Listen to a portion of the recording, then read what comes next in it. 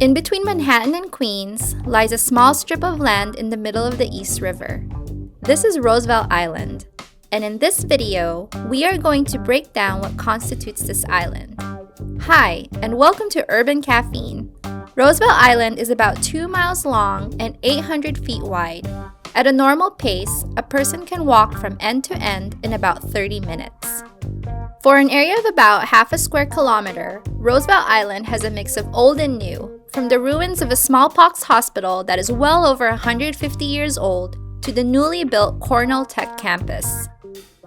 Other names for the island is Blackwell's Island, after its owner before selling it to the city. Welfare Island, because it was once used mainly for hospitals. And today, it's now called Roosevelt Island after President Franklin D. Roosevelt. This island went through a long history of hosting public institutions that included a penitentiary, an almshouse, a city hospital, the New York City Lunatic Asylum, and the Smallpox Hospital. You can get to Roosevelt Island via tram, ferry, train, car, or just by walking.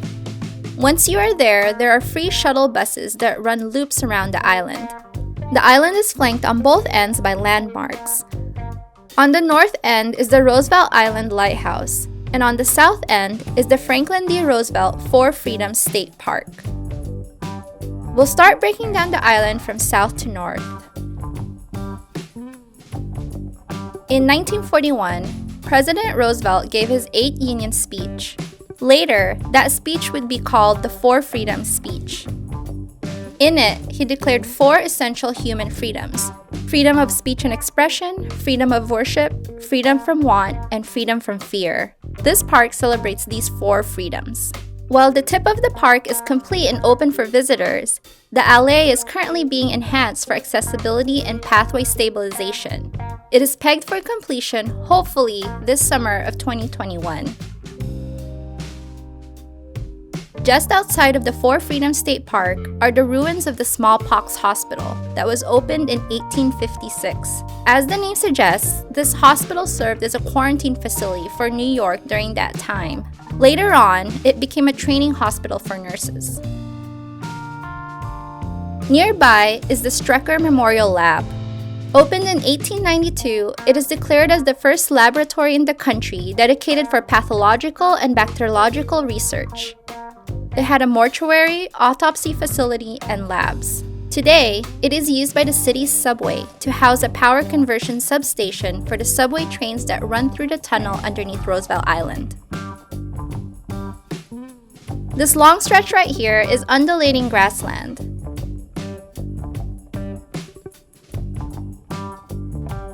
You might also see some wildlife. In 2010, there was a call to build an applied sciences campus in New York City that focuses on entrepreneurship and job creation.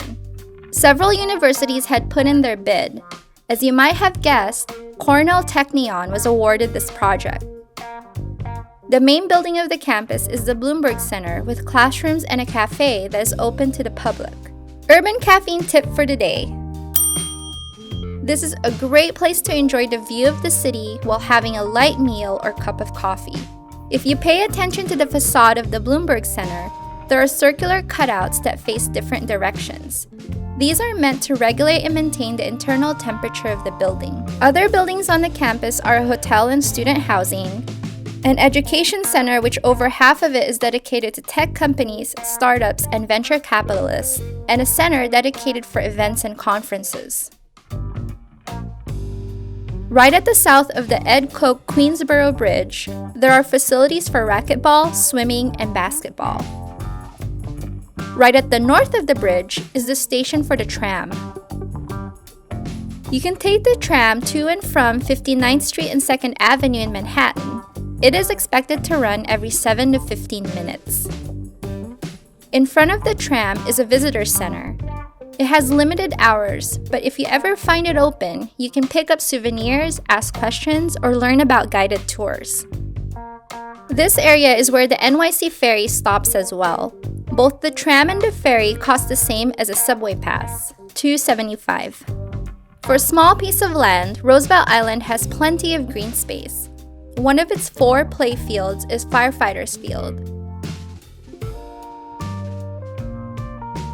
The Riverwalk Commons has a park flanked with commercial businesses, convenient for all the residential buildings surrounding it.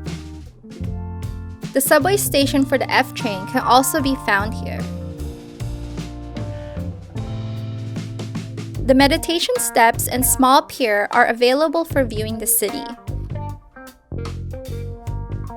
The Blackwell House was the home of James Blackwell. His father inherited the island from his wife's stepfather. New York City bought the island from the Blackwell family in 1823, and the Blackwell House became the home for wardens of institutions on the island. Today, Blackwell House is open for visitors with exhibits on the history of Roosevelt Island. Moving north are more commercial and residential buildings, but tucked in the middle is the Chapel of the Good Shepherd that dates back all the way to 1889. The plaza right next to it is a very peaceful place on days with good weather. Events are also hosted here. Another field is the Capo Bianco field with a ball diamond. The Roosevelt Island Bridge offers access from Queens into Roosevelt Island. It is both a vehicular and pedestrian bridge that terminates at a parking facility.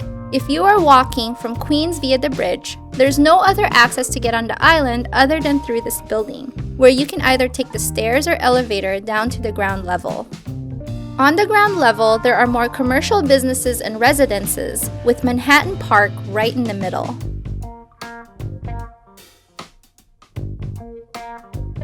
New York's Fire Department maintains a Special Operations Command on Roosevelt Island.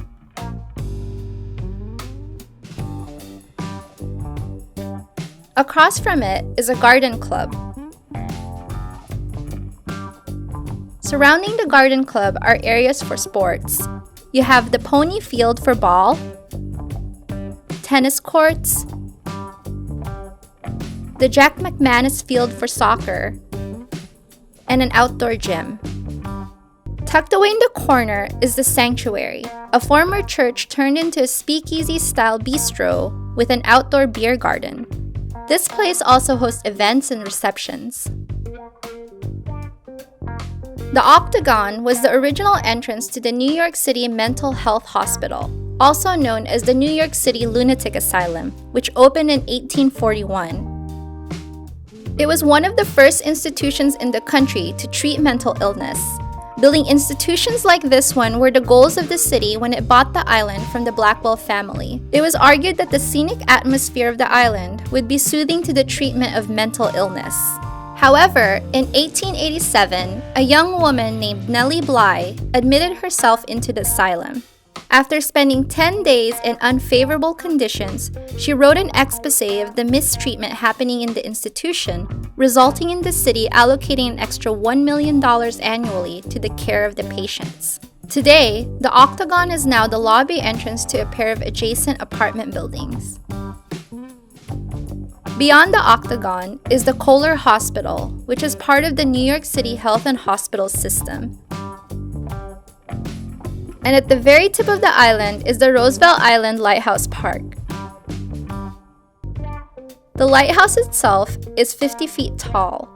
It was built in 1872 by inmates of the penitentiary that used to be on this island, before the penitentiary was transferred to Rikers Island in 1935. Today, the Lighthouse Park is a known area for picnics and fishing.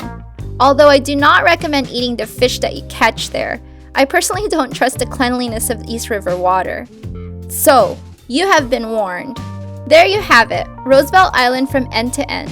Videos like these are made possible through your patronage. Subscribing to my channel and liking this video goes a very long way. Until next time, happy New Yorking!